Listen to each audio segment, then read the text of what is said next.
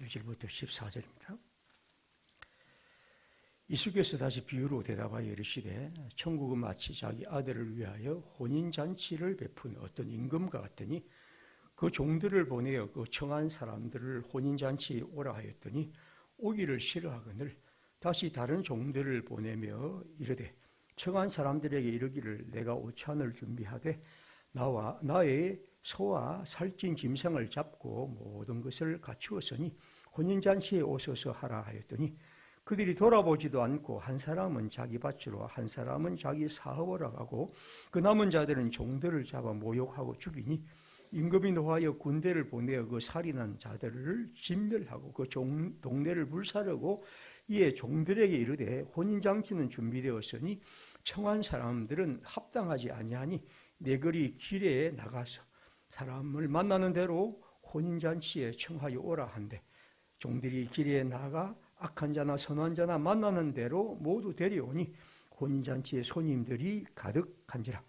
임금이 손님들을 보러 들어올세 거기서 예복을 입지 않은 한 사람을 보고 이르되 친구여 어찌하여 예복을 입지 않고 여기 들어왔느냐 하니 그가 아무 말도 못하거늘 임금이 사환들에게 말하되 그 손발을 묶고 바깥 어두운 데에 내던지라. 거기서 슬피 울며 이를 갈게 되리라 하니라.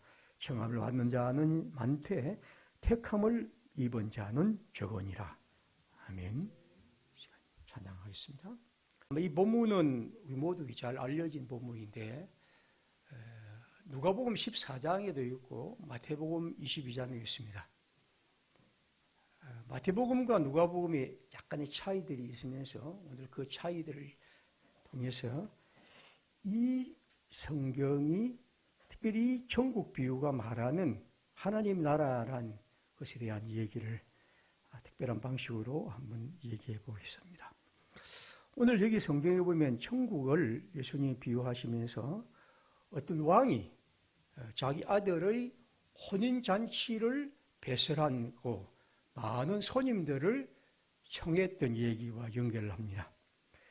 이사야 25장 6절에 보면 예언자 이사야는 이렇게 말하죠. 만군의 여호와께서 이 산에서 만민을 위하여 기름진 것과 오래 저장하였던 포도주로 연회를 베푸시리니 곧 골수가 가득한 기름진 것과 오래 저장하였던 맑은 포도주로 하실 것이라.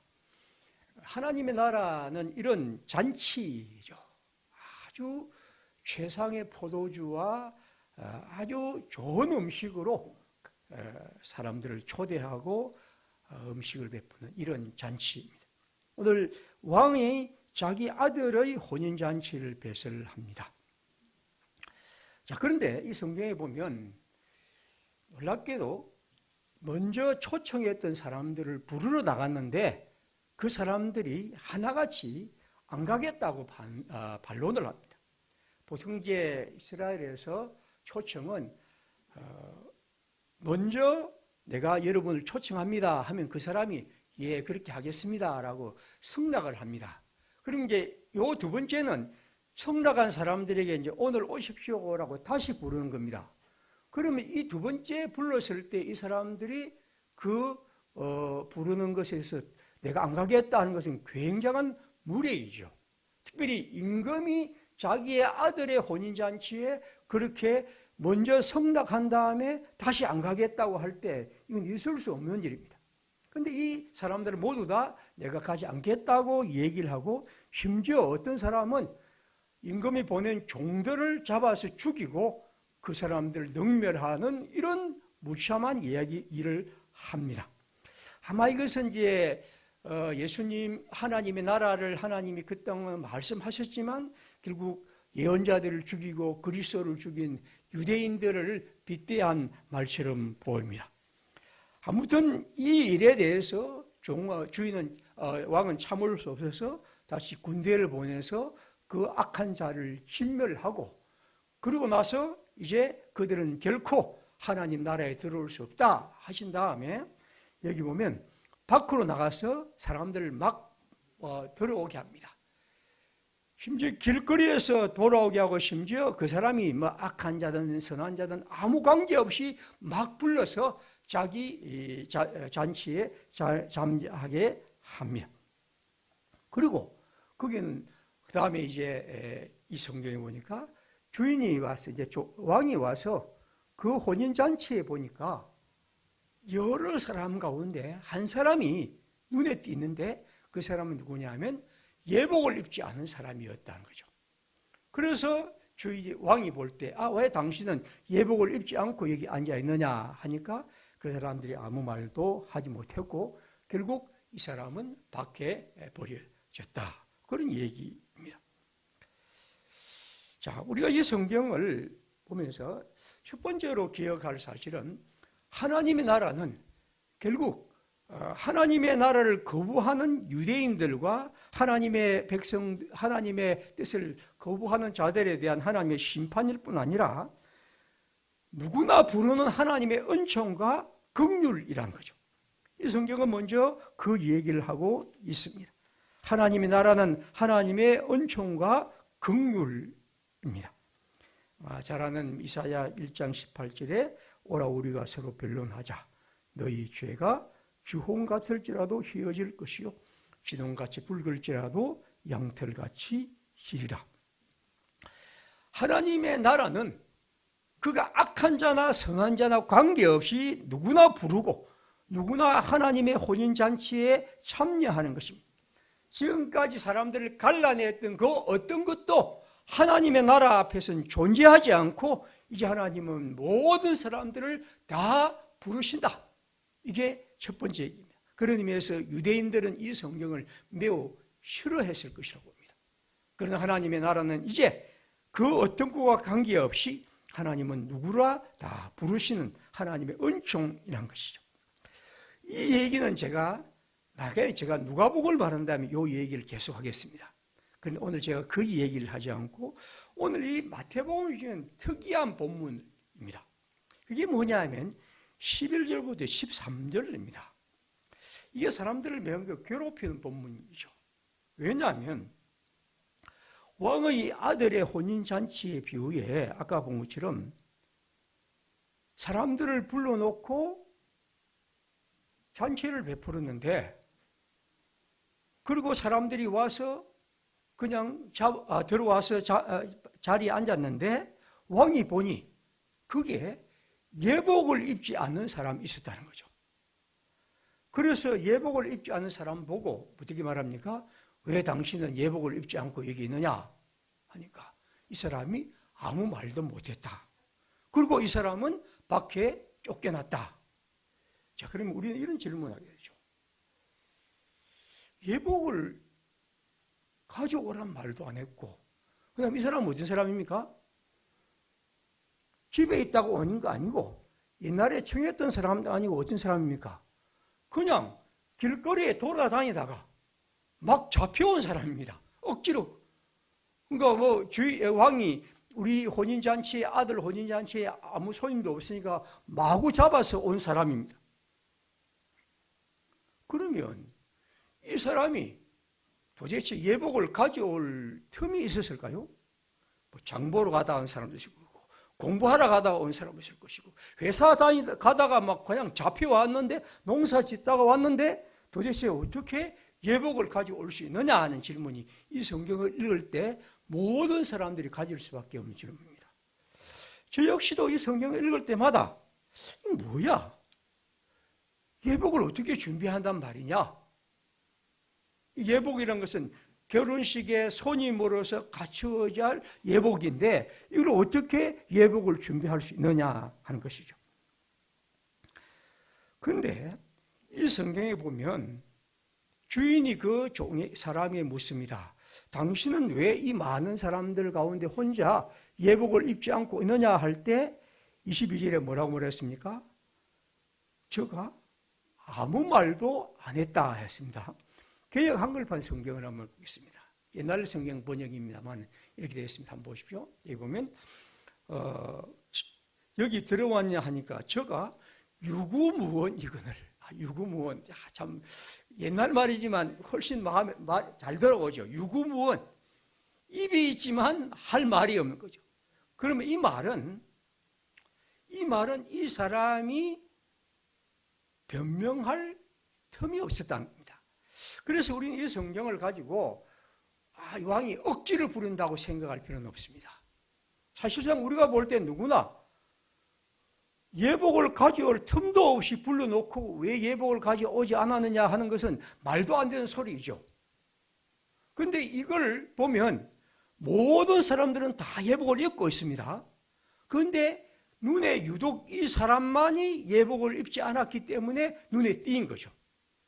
그래서 왕이 말합니다. 왜 당신은 예복을 입지 않았느냐? 그는 말합니다. 유구무원. 아무 할 말이 없었다는 겁니다. 다시 말하면 우리는 이 성경을 통해서 알 수 있는 것은 이 사람에게 이 사람이 예복을 입지 않았다는 것은 결국 많은 사람들, 대부분의 모든 사람들은 다 예복을 입었다는 것이고, 그리고 우리는 또 하나 상상하게 되죠. 그게 왕의 잔치에 참여할 예복을 그곳에 준비해 두었다는 것이 상상할 수 있는 것이죠. 그렇지 않으면 이 질문이 할 수도 없고, 이 질문에 대해서 우리는 입지 않은 사람이 무슨 말씀입니까? 라고 항의해야 되겠죠. 그러나 그는 아무 항의도 하지 않고 유구무현이었고, 그리고 모든 사람들이 다 입고 있었고 이 사람만 유독 그렇게 했던 거예요. 모든 사람들이 다 그냥 끌려왔고 그냥 갑자기 들어온 사람이기 때문에 그들이 집에서 예복을 준비할 수 없었다는 것은 모두 다 알 수 있는 사실입니다. 그러므로 이 성경이 말하는 것은 이 사람은 왕이 이 혼인잔치에 준비한 예복을 입지 않으려 했다는 거죠. 이것이 이 사람의 문제입니다. 모든 사람들은 다 준비한 예복을 주었을 때 그 예복을 입습니다. 왜? 왕의 아들의 혼인잔치. 왕이 나 같은 사람을 초청하고 나를 이 잔치에 참여하게 한 일에 대한 기쁨, 그리고 그가 내게 준 예복을 내가 입고 참여하는 것은 내가 해야 할 당연한 것이고, 그건 우리가 다 가질 수 있는 마음입니다. 그러나 이 사람은 그렇게 생각하지 않겠죠.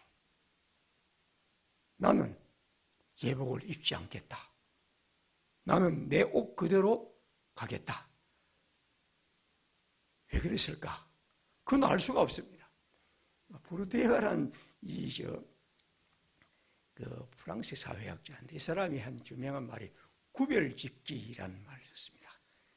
티내기라는 그런 유명한 사회학적 용어인데, 인간들은 언제나 이렇게 자기 자신이 좀 티내고 싶고 다른 사람과 구별짓고 싶은 이 욕망들이 있다는 것을 갖고 사회학적으로 굉장히 재미있게 설명한 적이 있습니다. 제가 보르디에의 글을 꽤 많이 읽었는데 이것이 굉장히 그 사람의 그 얘기 가운데 하나입니다. 과연 그런가? 그건 저는 잘 모르겠습니다. 아마 이 사람이 옷은 다른 사람 옷보다도 좀 더 멋진 옷일지도 모르겠고, 혹은 나는 모든 사람보다도 다르게 입고 싶은 욕망일지도 모르겠습니다. 아니, 나는 여기 그냥 끌려온 자격 없는 왕의 혼인잔치에 참여할 자격이 없는 자들과는 다르다는 것을 나타내고 싶은 욕망일지도 모릅니다. 아무튼 그것은 우리는 성경은 알 수 없지만 이 사람은 자기의 옷을 입고 앉았고 왕이 준 옷을 입지 않았습니다.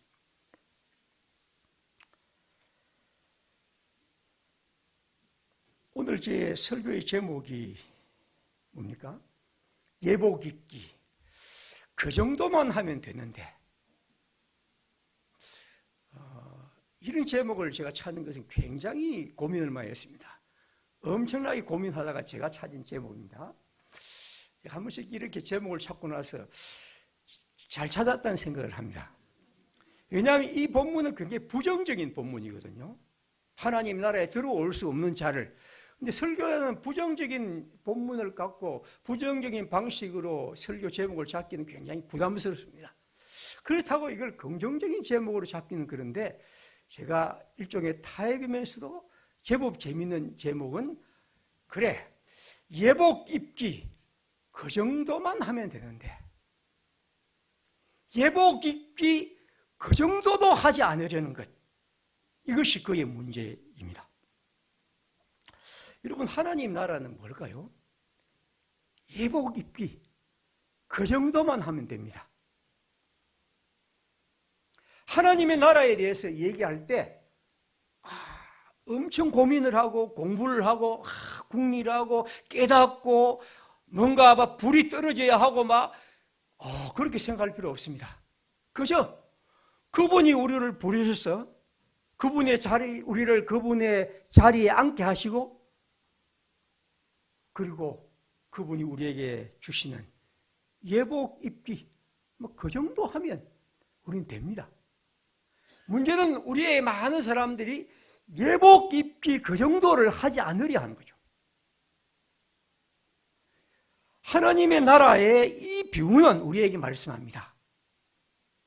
하나님의 나라의 백성으로 우리를 부르신 주님 앞에서 그 부르심을 따라 그가 우리에게 제공하는 예복을 입고 그 왕의 혼인잔치에 같이 기뻐하고 그 정도의 예의를 갖고 그 정도의 그분을 대하고 그분을 사랑하는 그 정도 있으면 되는 것입니다.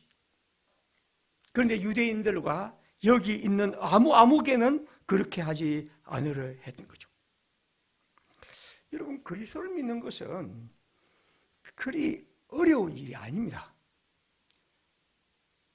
그리 복잡한 일도 아닙니다. 그저 그분이 우리를 어쩐지 모르지만 우리를 그렇게 부르셔서 그리스도란 분을 우리에게 제시하고 조금 알게 하고, 그리고 그분이 우리에게 주신 예복을 입고 그분이 우리에게 주시는 잔치에 참여하는 것입니다. 그런 정도면 되는 겁니다. 그리스도를 믿는 것은 어려운 것도 복잡한 것도 심각한 것도 아닙니다. 그죠? 그분이 우리에게 주시는 그 부름이 고맙고 감사하고 또 그 은혜 속에서 내가 그리스도를 조금씩 알아가는 즐거움을 누리는 것, 그것이면 되죠. 우리가 이웃을 사랑한다는 것을 사람들은 굉장히 어렵게 생각하죠. 그는 아무개는 신문에 보니까 이런 사람이 있고, 선교자의 열전을 보니까 이 훌륭한 사람이 있는데 나는 안 돼. 성경은 말합니다. 예복 입기 그 정도만 하면 돼. 그냥 하나님이 우리에게 주시는 사랑의 얘기, 아무개가 우리 앞에 있으면 그냥 우리의 발걸음을 한 발짝 내딛고 그를 만나는 것, 그만 하면 됩니다. 왜냐하면 그 다음은 하나님이 우리에게 다르게, 새롭게, 풍성하게 이루어 가시는 것이죠. 오늘 이 성경은 우리에게 그렇게 얘기를 합니다. 아마 여러분 가운데 난 예수 믿는 게 굉장히 어려워. 나는 성경을 아는 것이 참 힘들어. 젊은 사람은 몰라도 예수님은 말씀합니다. 야, 내가 당신에게 지금 예복을 주지 않느냐? 그 예복을 그녀 주는데 부르셔서 그 예복을 그냥 입기만 하면 된다는 거예요. 그 간단하고 단순한 일들에 우리로 참여하게 하는 겁니다. 로마서 10장 20절은 성경은 이렇게 말합니다. 이사야가 더욱 담대하여 내가 나를 찾지 아니한 자들에게 찾은 바 되고 내가 묻지 않은 한 자들에게 나타냈노라. 찾지 않은 사람에게 내가 찾은 바 되고 나를 묻지도 않은 사람에게 내가 나타냈다는 거죠. 21절입니다. 이스라엘에 순종하지 않고 거슬러 말하는 백성 우리에게 내가 종일 내 손을 벌렸노라. 하나님은 종일 당신의 손을 우리에게 벌리고 있고 우리가 할 수 있는 것은 뭡니까? 그 벌리는 손을 잡는 일밖에 없습니다. 내가 잡기 위해서 올라가고 내려가고 할 필요가 없습니다. 그저 그 손을 잡는 일, 이것이 복음이란 것이 오늘 예수님의 말씀입니다. 신명기 30장은 이렇게 말합니다. 내가 오늘 네게 명령한 이 명령은 네게 어려운 것도 아니고 먼 것도 아니라 하늘에 있는 것이 아니니 네가 이러기를 우리가 우리를 위하여 하늘에 올라가 그의 명령을 우리에게 가지고 와서 우리에게 들려 행하게 하려 할 것이 아니다. 하늘 위에 하나님의 그 말씀이 있어서 우리가 그것을 신비롭게 올라갈 것이 아니란 13절입니다. 바다 밖에 있는 것도 아니니 네가 이르기를 누가 우리를 위하여 바다를 건너가서 그의 명령을 우리에게로 가지고 와서 우리에게 들려 행하게 하라 할 것도 아니라 14절 같이 읽습니다. 오직 그 말씀이 네게 매우 가까워서 내 입에 있으며 내 마음에 있은즉 네가 이를 행할 수 있느니라. 정의를 행하는 것을 우리는 참 관념적으로 생각하죠. 정의를 행하는 것은 예복 입기입니다. 그냥 우리 앞에 있는 일들에 우리의 그리스도의 부름을 따라 발걸음을 내딛는 겁니다. 그런 가운데 우리는 하나님이 우리를 통해 이루어진 크고 작은 정의를 통해서 그것이 이루어진 걸 볼 것입니다. 자꾸만 우리는 어떤 위대한 인물들을 연상하는데 사실 위대한 인물들, 특별히 루터 같은 사람들은 자기도 모르게 그냥 한 겁니다. 그냥 자기도 모르게 하다 보니까 그게 된 것이지 처음부터 그런 위대한 구상을 한 것도 전혀 아닙니다. 구원의 길이 너무 힘들다고 그렇게 생각할 필요 없습니다. 구원의 삶이 어렵다고 그렇게 생각할 것도 없습니다. 구원의 짐이 너무 무겁다고 생각할 것도 없습니다. 그냥 그리스도가 우리에게 계시는 우리를 부르셔서 그 부름 앞에 우리의 그분의 예복을 입는 것, 그 정도만 하면 그 다음은 우리도 모르게 그 길에 딸려가는 거죠. 그러니까 그리스도인은 그 딸려가는 재미, 그 딸려감, 그것이 바로 하나님의 백성의 삶이겠죠. 저는 우리 평화의 식구들이 예수를 믿는 것과 그리스도를 따르는 것과 그리고 이 땅에서 내가 이 일을 저 문제 앞에 하나하나 어려워갈 때 오늘 주님이 말씀하신 이 부름 앞에서 그가 우리에게 주시는 이 예복 입기 정도만 내가 할 수 있다면 주님은 그 다음 우리의 길을 이끄신다는 이 믿음, 바로 이것이 그리스도인의 삶일 것입니다. 사랑하는 평화의 식구들, 우리 모두 이 땅을 살아가면서 가장 귀한 그리스도 예수에 대한 얘기를 끝없이 말하고 듣고 생각하고 또 그것을 살아가려 합니다. 기억하십시오. 그리스도 예수를 사랑하며 믿고 걸어가며 하는 그 모든 것들은 그저 예복 입기 정도입니다. 그가 우리를 부르시고 그 부름 앞에서 그분이 우리에게 제시한 것을 그냥 받아들이고 걷고 살고 그겁니다. 그러면 우리도 모르고 그 길에 우리는 딸려가고 그 속에서 우리의 삶이 걸어가게 된 것입니다. 성경은 우리에게 두 가지를 말씀하죠. 마태복음 7장 13절에 예수님이 말씀입니다. 좁은 문으로 들어가라. 멸망으로 인도하는 문은 크고 그 길이 넓어 거리로 들어가는 자가 많고 생명으로 인도하는 문은 문이 좁고 길이 협착하여 찾는 이가 적느니라. 그렇죠. 그리스도 예수의 길은 좁은 문, 협착하고 가파른 길, 험난한 길입니다. 이게 첫 번째. 똑같은 예수님은 마태복음 11장 28절에 우리가 잘 아는 말씀 이렇게 말씀합니다.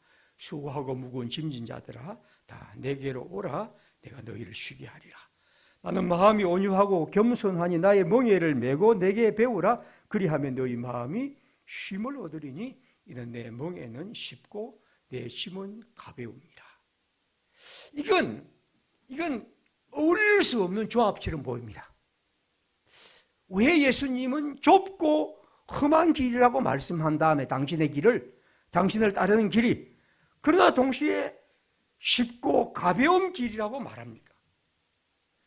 그리스도인의 신비는 이 두 가지가, 머리로는 전혀 만나지 않는 얘기가 그리스도를 향하여 그 예복을 입고 그 길과 함께 걸어갈 때 이게 얼마나 조화를 이루는지를, 얼마나 그것이 자연스러운지를 깨닫는 즐거움이죠. 사랑하는 평화의 식구들, 하나님이 우리에게 주시는 이 은혜 속에서 우리는 하나님의 백성으로서 우리의 길이 이렇게 그저 한 발짝 주님을 향하여 내딛는 것입니다. 지금까지 우리가 살아온 삶이 그러했고 또 앞으로도 그럴 것입니다. 진정한 그리스도의 삶은 그저 그분이 우리에게 주시는 예복을 입고 그 그리스도의 말씀과 그 잔치에서 그분을 사랑하며 그분의 길을 걷고 그분이 말씀하시는 사랑을 실천하고 때로는 우리의 길을 조금 더 힘을 내어 정의를 행하고 이 땅에서 우리가 해야 할 일들을 순종하고 실천하는 것, 바로 그것이겠죠. 오늘 그리스도의 내 삶에 대한 주님의 말씀은 바로 그런 것입니다. 마가복음 2장 14절에 우리는 이런 짧은 글을 봅니다. 또 지나가시다가 알페오의 아들 레위가 세관에 앉아 있는 것을 보시고 그에게 이르시되 나를 따르라 하시니 일어나 따르니라. 저는 제일 처음에 이 본문을 읽으면서 참 너무 건조하다. 예수 제자를 부르면서 이래 짧은 얘기를 기록할까? 마가라는 사람은 기록 참 글쓰기 재주가 너무 없는 분이다. 좀 감동적이게 쓸 수 없나? 근데 계속해서 제가 읽으면서 야, 너무 멋진 글이다. 예수님이 보십시오. 레위라는 사람을 제자로 삼습니다. 세관에 앉아있는 사람을 모시고, 이 세관은 그 당시 죄인들의 대명사입니다. 예수님이 말씀합니다. 나를 따르시오. 그러니까 그냥 따랐다. 이게 예수님 제자 부르는 얘기입니다. 이 단순함, 이 소박함, 예복 입기 같은 것, 이게 그리스도인입니다. 우리의 삶은 지금까지 그렇게 왔고 그렇습니다. 그리스도를 믿는 것은 전혀 어렵지 않은 일입니다. 전혀 복잡한 일이 아닙니다. 그분이 우리에게 말씀하시는 그 길을 따라 그 명령과 부름에 이 레위처럼 나를 따르시오 할 때 예, 그렇게 했습니다 라는 이 단순한 대답, 그 속에서 이제 다음 얘기는 그분께서 이루시는 거죠. 내가 이루겠다, 내가 하겠다, 이 다음에 어떤 일이 일어날 게 저거겠다. 물론 우리는 생각할 수 있지만 그건 너무 많이 생각할 필요 없습니다. 그분은 우리를 부르시고 우리는 그 부름에 따라 발걸음을 내딛다면 주님은 바로 우리의 길을 인도하시는 것이겠죠. 오늘 설교의 제목처럼 예복 입기, 그 정도만 하면 되는데, 그렇죠? 우리 모두 그 정도는 할 수 있죠. 그 다음은 주님께서 하실 것이고, 또 우리는 지금까지 주님이 우리에게 하신 일들을 늘 생각하며 또 깨달으며 또 감사하며 걸어온 사람들입니다. 그 걸음이 날마다 하나님 안에서 더 새롭게, 더 아름답게, 더 즐겁게 펼쳐지기를 빕니다. 함께 기도합시다. 우리 모두 주님이 오늘 또 우리를 부르셔서 당신의 잔치에 참여하시게 하신 이 일에 감사하고, 우리 모두 우리 앞에 있는 일들에 하나님의 백성 그리스도인답게 그렇게 잘 걸어갈 수 있도록 주님 저희를 인도해 주십시오. 그런 마음을 넣으시고 그 부름에 따라 잘 걸어가는 하나님의 사람들 되고 우리 교회가 될 수 있도록 함께 기도하겠습니다.